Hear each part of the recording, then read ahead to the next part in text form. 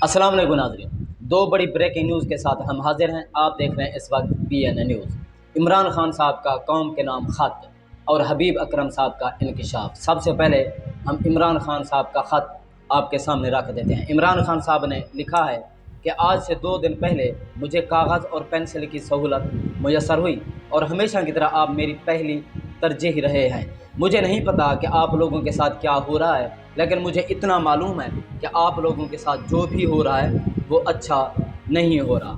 ये मेरे इनकार की सज़ा है और इस इनकार की सज़ा का मुझे पहले से ही अंदाज़ा था। इसलिए मेरे घर से लेकर जहां बैरक नंबर 3 तक मुझे जो टार्चर किया जा रहा है, मैंने इनकार करना सीखा है। उन्हें अच्छा नहीं लगा। मैंने आम आदमी को मुखातिब किया, बादशाहों के सामने सर नहीं झुकाया। उन्हें अच्छा नहीं लगा। मैंने मुसलमानों की बात की। ये भागते हुए अपने आकाओं के पास गए। देखो, मैं इसलिए मुखातिब कर रहा हूँ कि 2 दिन पहले मेरे साथ एक डील करने की कोशिश की गई है जिस पर मैंने इनकार किया और अभी मुझे ये अंदेशा है कि मुझे अटक जेल में ही कत्ल कर दिया जाएगा और बहाना दहशतगर्दी का बनाया जाएगा। जब भी मेरी कौम और मेरे पाकिस्तानियों कहकर पुकारता था, उन्हें गुस्सा आता था।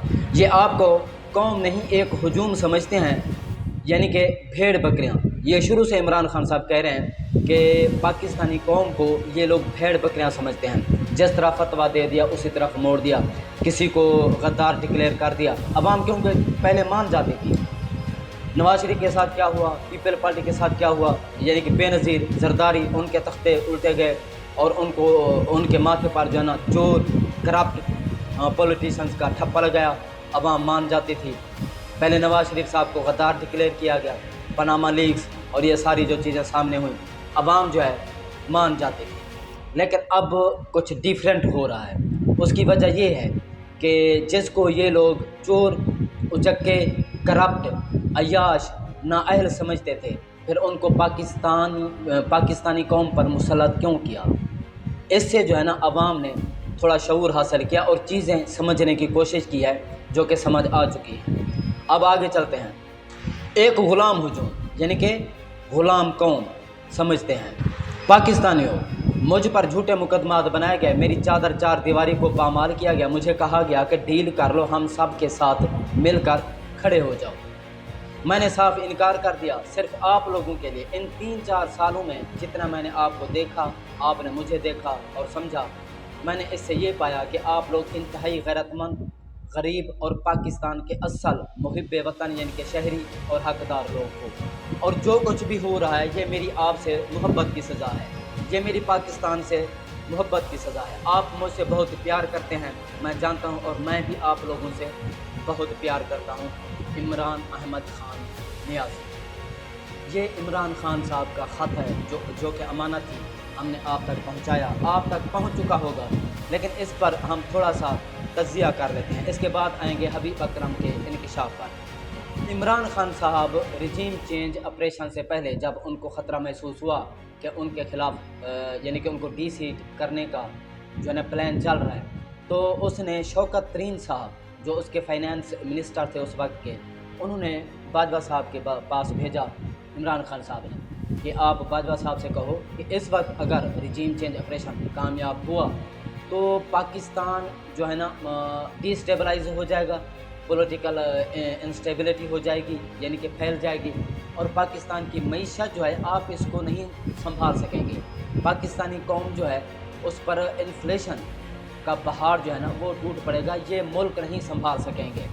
तो उसकी बात, शौकत तरीन साहब की बात जो है, जो इमरान खान ने पैगाम भेजा था, नहीं मानी गई। उसको जो है ना इग्नोर किया गया और उसका जो है जो इमरान खान साहब कही थी बात उस वक्त सच साबित हुई और वो कौम जो है इस वक्त भुगत रही है। इमरान खान साहब ने कोरोना को भी बेहतरीन तरीके से हैंडल किया और पूरी दुनिया ने तस्लीम किया। और पाकिस्तान की जो इकोनॉमिक ग्रोथ रेट थी उस वक्त 6% थी।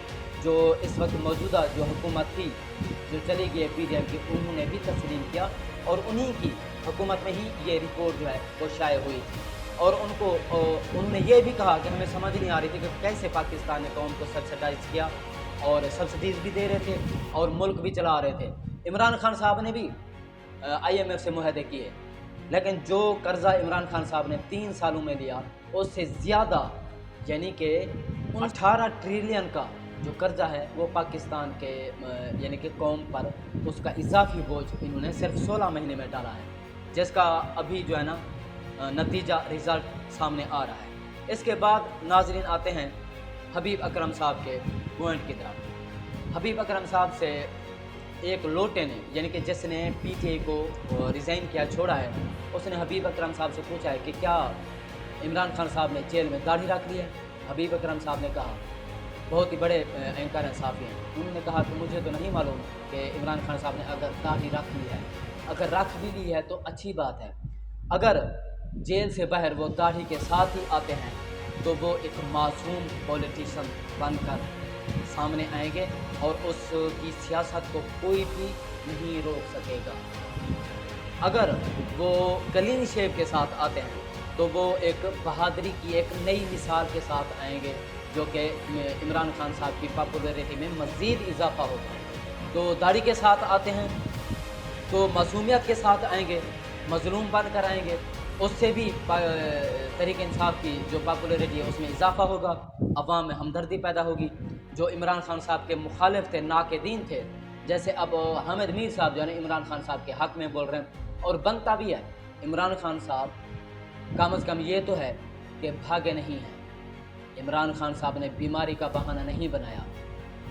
دیکھیں، ہوتا تو یہ ہے جو ہمارے سامنے مثالیں پڑی ہیں کہ ججز کے سامنے التجا یا ان سے التماس کی جاتی ہے کہ ہمارا جو ملزم ہے یا مجرم ہے وہ بیمار ہو گیا ہے، ججز کے سامنے میڈیکل رپورٹس پیش کی جاتی ہیں کہ کسی نہ کسی طرح اس کو ریلیف دیا جا سکے، کبھی اس کے پیٹ میں درد، کبھی اس کی والدہ بیمار، ملزم یا مجرم کی۔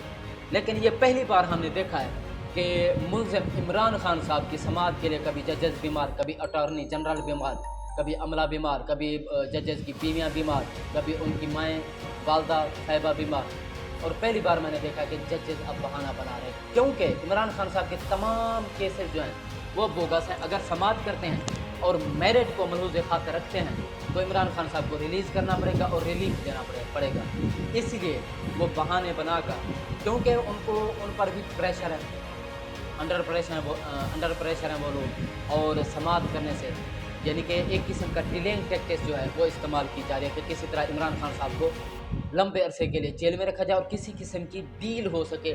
عمران خان صاحب جو ہے وہ ڈیل میں آنے والے تو ہیں نہیں، اسی لیے اور جو خط میں بھی انہوں نے ذکر کیا ہے کہ 2 یا 4 دن پہلے ان سے ڈیل کرنے کی کوشش کی گئی، لیکن عمران خان کسی بھی ڈیل سے یاد رہے کہ سپریم کورٹ میں جاری سماعت جو نیب ترامیم تھی اس سے متعلق عمران خان صاحب نے کہا کہ میں نیب ترامیم سے کوئی بھی ریلیف نہیں لینا چاہتا، لہٰذا یہ جو نیب میں ترامیم کی گئی ہیں یہ کسی بھی عام شہری کے مفاد میں نہیں ہے، صرف کرپٹ مافیاز جو ہے انہوں نے اس سے ریلیف حاصل کیا ہے، لہٰذا اس قانون کو جو ہے اوور رول کیا جائے، کالا دم کرا دیا جائے۔ تو عمر عطا بندیال صاحب نے بھی یہ کہا، دماغ دیے کہ اس ترامیم سے عمران خان صاحب کو بھی ریلیف مل سکتا ہے۔